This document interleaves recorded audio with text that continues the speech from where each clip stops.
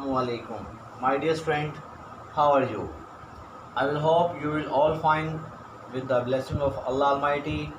Today we will start Chemistry 9, chapter number 5, lesson number 44, and today our topic is Typical Properties of Gases, part 2, and chapter number 3, MCQs. My dear students, हमने कुछ properties of gases कल पढ़ी थी, जो remaining हैं इंशाल्लाह आज हम उन्हें कंप्लीट करेंगे। और my dear students, along with हम चैप्टर 3 की एक्सरसाइज करेंगे। आज स्टार्ट इंशाल्लाह आज हम चैप्टर 3 के एमसीक्यूज कवर करेंगे जी। माय डियर स्टूडेंट्स, बोर्ड के अंदर शॉर्ट क्वेश्चन आता है, define standard atmospheric pressure.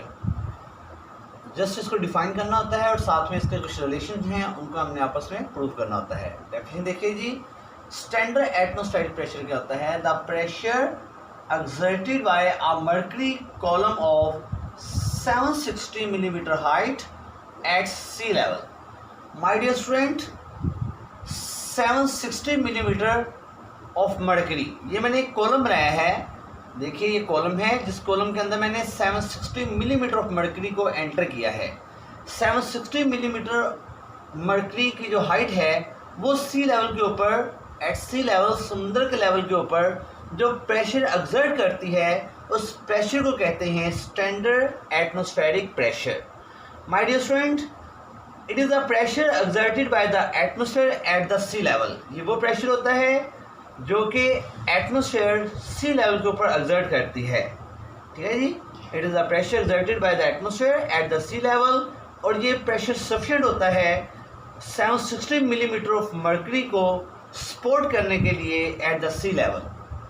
My dear students, relation देखिए, one atmosphere is equal to 760 millimetre of mercury, and 760 millimetre of mercury is equal to 760 torr। On the same ground, one atmosphere is equal to 101,325 Newton per square meter, or is equal to 101,325 Pascal। My dear students, you can see 760 millimeter of mercury is equal to 760 torr. Therefore, 1 millimeter of mercury is equal to 1 torr. On the same ground, 101,325 Newton per square meter is equal to 101,325 Pascal. Therefore, 1 Newton per meter square is equal to 1 Pascal. Okay, my dear students, ये हमारे कुछ relationship हैं जो as a MCQs पूछे जा सकते हैं। ठीक है जी, इसमें डेफिनेशन करेंगे और ये रिलेशनशिप्स की वैल्यू को याद करेंगे, कौन से यूनिट कितने यूनिट के इक्वल है। ओके जी, these are all units of pressure. My dear students, next हमारी प्रॉपर्टी है, प्रॉपर्टी ऑफ गैसेस हम पढ़ रहे हैं जी, और नेक्स्ट हमारी प्रॉपर्टी है कंप्रेसिबिलिटी। कंप्रेसिबिलिटी क्या होता है? My dear student, gases are highly compressible. गैसों को बहुत ज़्यादा कंप्रेस किया जा सकता है। Why? Because gas molecules have empty spaces between them. My dear student, जो गैस के मॉलिक्यूल्स होते हैं उनके दरमियान बहुत सी एम्प्टी स्पेसेस होती हैं, लिहाजा गैसेस को कंप्रेस किया जा सकता है। गैसेस कंप्रेस, जब गैस को कंप्रेस करेंगे तो माय डियर स्टूडेंट, जो मॉलिक्यूल्स होंगे come close to each other, वो एक दूसरे के करीब आ जाएंगे। आप जैसे ही गैसेस को, किसी भी गैस को कंप्रेस करते हैं तो उसके molecules come close to each other, so the volume will become less, ज़्यादा वॉल्यूम कम हो जाता है देन द अनकम्प्रेस गैस। एक ऐसी गैस है जिससे हमने कंप्रेस नहीं किया। इसी बात को हम एक डायग्राम से समझने की कोशिश करते हैं। माय डियर स्टूडेंट, ये मैंने एक अनकम्प्रेस गैस दिखाई है। यहाँ देखिए रेड कलर का मैंने मूवेबल पिस्टन शो किया है, और ये ब्लैक कलर के मैंने मॉलिक्यूल शो किए हैं। हाइड्रोजन के मॉलिक्यूल हैं, इसलिए यहाँ पे H2 शो किया गया है जी। 2 एटम शो किए गए हैं, क्योंकि गैस कौन से है जी? ये हाइड्रोजन गैस है। हाइड्रोजन गैस 2 एटम्स के मिलने से बनी है। ओके जी, तो जब गैस अनकम्प्रेस है तो देखिए मॉलिक्यूल के दरमियान स्पेस ज़्यादा है। ठीक है जी, जैसे हमने उसका प्रेशर बढ़ाया तो पिस्टन डाउन हुआ तो वॉल्यूम कम हो गया, तो मॉलिक्यूल एक दूसरे क्या हो गया जी? करीब आ गया। देखिए जी, यहाँ मॉलिक्यूल देखिए तो एक दूसरे से क्या है जी? इनका डिस्टेंस बहुत दूर दूर है। जबकि यहाँ देखिए इनका डिस्टेंस क्या हो गया जी, एक दूसरे के करीब हो गए, ठीक है जी। तो देखिए यहाँ डिस्टेंस ज़्यादा है, यहाँ डिस्टेंस कम है। तो माय डियर स्टूडेंट, जब आप गैसों को कंप्रेस क्यों कर सकते हैं, क्योंकि इनके दौरान स्पेस बहुत होती है, एम्प्टी स्पेस है, इसलिए आप गैस को क्या कर सकते हैं, हाईली कंप्रेस कर सकते हैं। और जैसे आप गैस को कंप्रेस करेंगे तो उसका वॉल्यूम क्या हो जाएगा जी, वॉल्यूम कम हो जाएगा और माय डियर स्टूडेंट्स के मॉलिक्यूल एक दूसरे के करीब आ जाएंगे। माय डियर स्टूडेंट्स, नेक्स्ट हमारी प्रॉपर्टी ऑफ गैसेस है। हम टिपिकल प्रॉपर्टी ऑफ गैसेस पढ़ रहे हैं। हमारे नेक्स्ट प्रॉपर्टी का नाम है मोबिलिटी। मोबिलिटी क्या होता है जी, माय डियर स्टूडेंट, जो आपके गैस के मॉलिक्यूल्स होते हैं are in the constant state of motion. देखिए जो आपके गैस के मॉलिक्यूल्स होते हैं वो कॉन्टिन्यूस स्टेट ऑफ क्या कर रहे होते हैं जी, मोशन कर रहे होते हैं, ठीक है जी। वो कहीं ना कहीं क्या कर रहे हैं जी, मूव कर रहे हैं, ठीक है जी। Gas molecules are in continuous state of motion. क्यों मोशन कर रहे हैं माय डियर स्टूडेंट, तो उसका आंसर है because gas molecule have high kinetic energy so they move from one place to another place. My dear student, ये जो gas molecules होते हैं इनके पास कौन सी एनर्जी होती है जी, इनके पास काइनेटिक एनर्जी होती है। इस काइनेटिक एनर्जी की वजह से माय डियर स्टूडेंट्स ये क्या करते हैं जी, ये एक प्लेस से दूसरी प्लेस में क्या कर जाते हैं, मूव कर जाते हैं। Okay my dear students, next देखिए, नेक्स्ट ये है my dear students, they move through empty spaces. They move through empty spaces that are available for the molecules to move freely. अब ये जो मॉलिक्यूल आपको नजर आ रहे हैं ये कहाँ मूव कर रहे हैं जी, एम्प्टी स्पेस में। ये सारी स्पेस क्या है जी, आपको देखिए वहाँ पे हम शो करता हूँ जी, ये स्पेस आपके पास क्या है जी, ये एम्प्टी स्पेस है, ये एम्प्टी स्पेस है, ये एम्प्टी स्पेस है, ये एम्प्टी स्पेस है, ये एम्प्टी स्पेस है, ये एम्प्टी स्पेस है, ये एम्प्टी स्पेस है। तो ये मैंने ब्लू कलर से बनाई है वो एम्प्टी स्पेसेस हैं। तो आपके ये जो ब्लैक मॉलिक्यूल हैं वो इन एम्प्टी स्पेसेस के दरमियान क्या करेंगे जी, मूव करेंगे। तो they move through the empty spaces, ये गैस के मॉलिक्यूल्स एम्प्टी स्पेस से मूव करते हैं that are available for the molecules.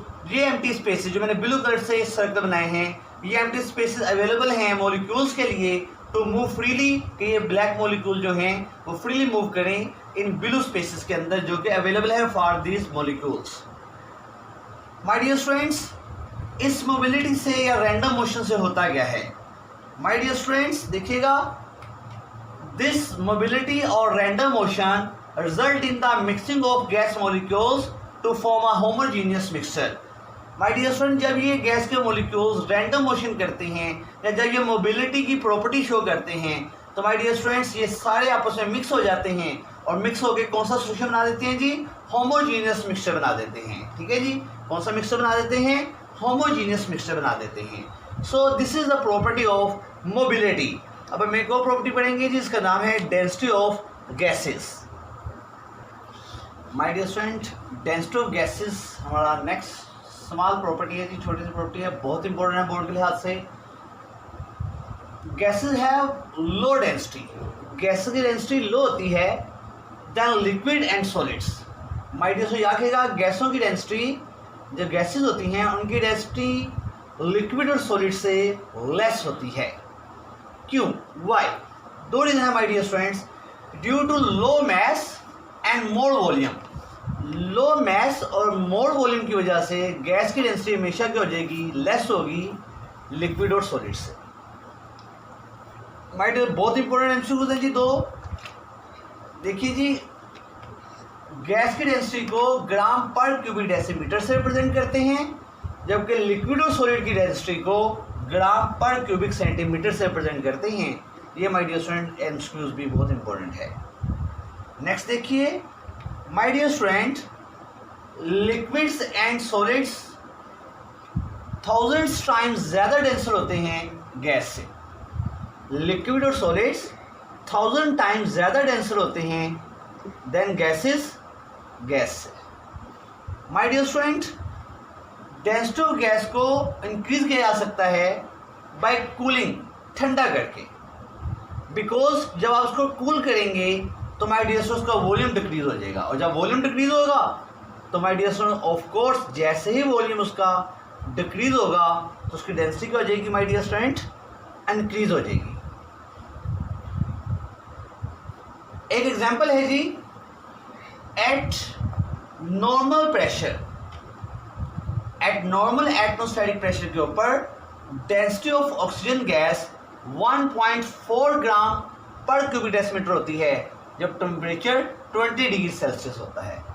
अगर इसी गैस की डेंसिटी ऑफ ऑक्सीजन गैस जो है 1.5 हो जाती है जब आप टेम्परेचर करते हैं डिक्रीज करते हैं 0 डिग्री सेंटीग्रेड करते हैं। हुआ क्या, जैसे आपने टेम्परेचर डिक्रीज किया 20 से 0 किया तो डेंसिटी इंक्रीज हो गई, क्योंकि हमने कहा था density of gas increase by cooling. ठीक है कि डेंसिटी ऑफ गैस क्या होती है कि इंक्रीज होती है कूलिंग करने से। तो देखिए जैसे आपने टेम्परेचर 20 से 0 किया ऑक्सीजन गैस का तो डेंसिटी उसकी 1.4 से 1.5 हो गई। ठीक है जी, तो प्रूव हो गया कि डेंसिटी ऑफ गैस इंक्रीज होती है बाय कूलिंग, कूल करने से। ठीक है जी, क्योंकि वॉल्यूम क्या होता है जी, डिक्रीज हो जाता है। तो माय डियर स्टूडेंट, जैसे आपने ऑक्सीजन गैस के टेम्परेचर को 20 डिग्री सेल्सियस से 0 डिग्री सेल्सियस किया तो उसकी जो डेंसिटी थी वो 1.4 से इंक्रीज हो गई। कितनी हो गई जी, 1.5 हो गई। माय डियर स्टूडेंट, ये क्वेश्चन एज ए लॉन्ग भी एक बार आया हुआ है, write note on density of gases. My dear students, chapter number 3 के आज हम अक्सर स्टार्ट करेंगे और इंशाल्लाह आज हम इसके एमसीक्यू सोल्व करेंगे जी। तो देखें लिखा हुआ है माय डियर स्टूडेंट, देखिए हमारा फर्स्ट एमसीक्यूज है the atomic radius of the element in a periodic table. आगे ऑप्शन लिखी हैं, तो आपने ये ऑप्शन मैंने आपको रेफरेंस दे दिया है, ये टॉपिक बहुत डिटेल से पढ़े हुए हैं। आपने इन पेजेस से इनके आंसर्स तलाश कर लेने हैं। वैसे मैं आपको बता भी दूंगा, लेकिन आप डिटेल में जाने के लिए इन पेजेस पे इनके आंसर को सर्च कर लेंगे। मैं भी आपको बता सकता हूँ, लेकिन फिर आप क्या करेंगे, ठीक है, तो फाइंड आप उससे करेंगे, तो माय डियर स्टूडेंट्स याद रखिएगा, जो एटॉमिक रेडियस होता है of the element in the periodic table वो इंक्रीज होता है from top to bottom in a group. ठीक है जी, वो इंक्रीज होता है from top to bottom in a group. जब आप टॉप टू बॉटम ग्रुप में मूव करते हैं तो my dear students atomic radius का साइज इंक्रीज होता है। क्यों इंक्रीज होता है भला जी, क्योंकि नंबर ऑफ शेल्स में इजाफा होता है। इसका रेफरेंस पेज नंबर 52 पे मौजूद है। My dear student, next second MCQ देखिए, the amount of energy given out when an electron is added to an atom is called. My dear student, ये सब हमारे पास डेफिनेशन है पेज नंबर 53 के ऊपर आप देखिएगा।